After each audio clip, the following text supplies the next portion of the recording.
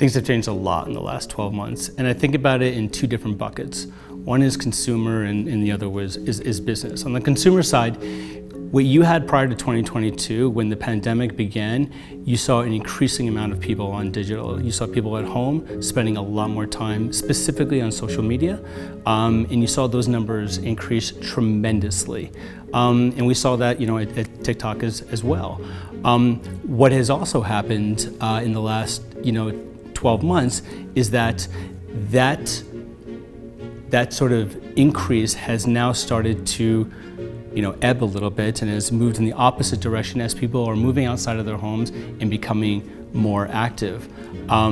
What's super interesting is that the way people are behaving on the platform, though, is quite different. We are seeing individuals shifting a lot away from sort of social media and moving towards more entertainment platforms. And then on the business aspect, because we've seen such a sort of a slowdown and sometimes drop in the amount of engagement that's happening in a lot of these digital platforms, we're seeing businesses also change the way that they're running their businesses as a whole. And we're seeing, noticeably, a lot of companies are starting to downsize. They're starting to drive, especially going through this pandemic. I think people are a lot more sensitive than they used to be, and I think people are tired. I think they're mentally strained, and I think they want to connect with brands that are going to bring happiness to their lives and be able to not just sell them products, but be able to kind of lift them up. What is at the moment inspiring people?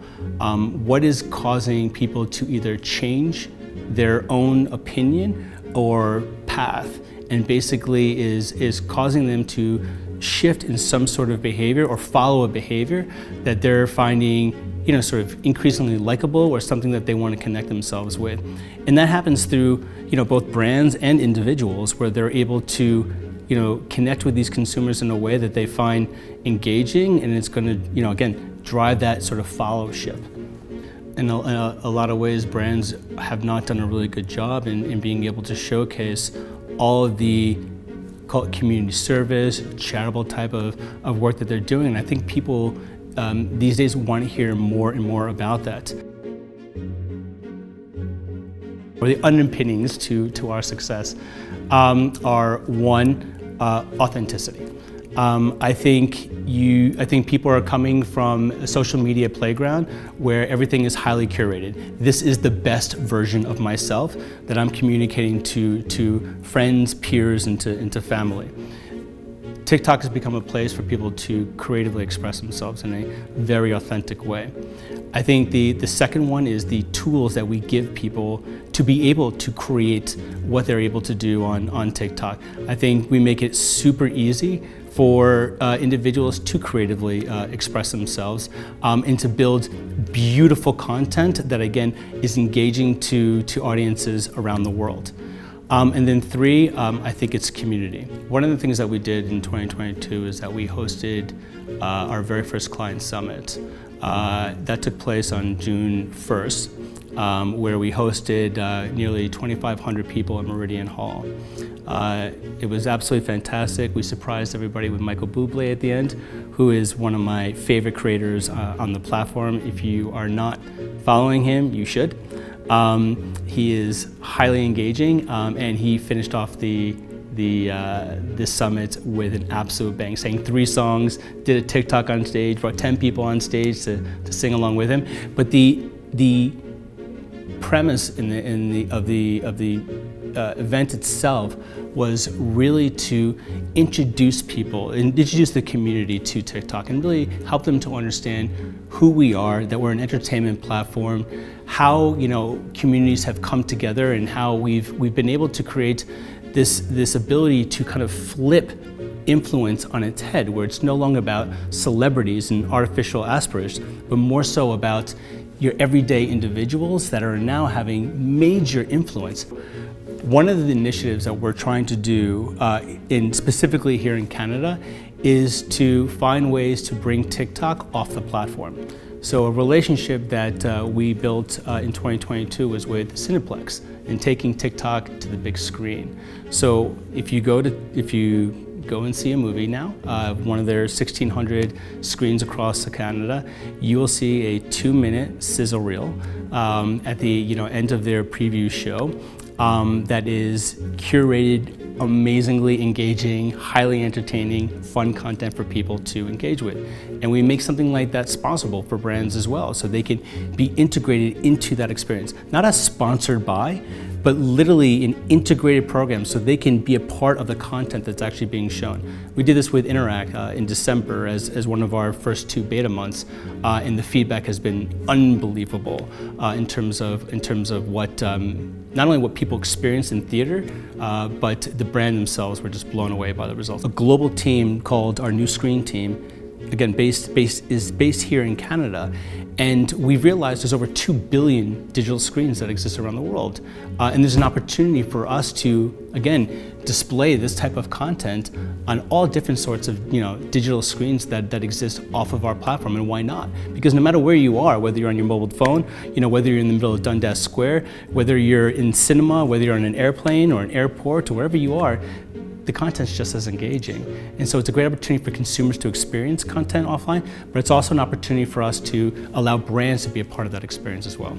I think we're a really smart team. I think we have a community that is leaning forward and really wanting to test and learn with us and develop partnerships that hopefully drive really important KPIs over the next many years. So we have a production and music studio here. We're still working on our editing equipment, but once finalized, our hope is to bring in creators, not just Canadian creators, but creators from around the world, as well as celebrities and public figures, and even creative agencies and brands to come in and use this space at their will, and so we could basically have this great value add for anything that they want to do on our platform, and we feel this is really unique, specifically here in Canada and really actually TikTok as a whole, and we feel it will better connect us with a lot of these individuals and companies.